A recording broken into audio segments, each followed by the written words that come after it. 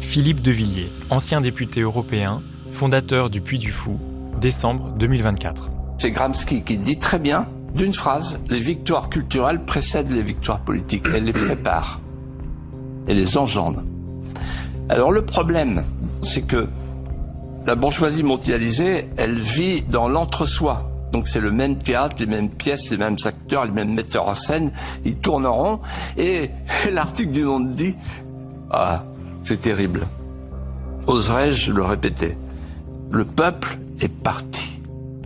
Et vous savez où il est parti, Eliot, le peuple? Oh, purée.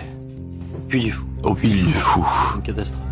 Et l'article se termine par la guerre des imaginaires est déclarée. Alors, les deux imaginaires, vous avez l'imaginaire post-français de la transmémoire. Bon, on a vu ce que ça donnait cet été avec la cérémonie des Jeux. Donc le déracinement complet.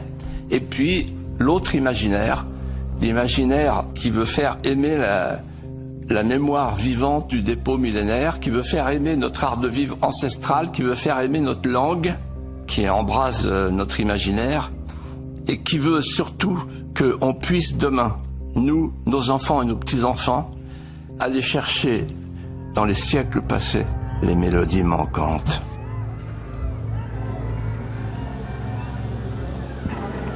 Aujourd'hui, il y a une pensée de politique culturelle, elle est portée par l'extrême droite, très clairement.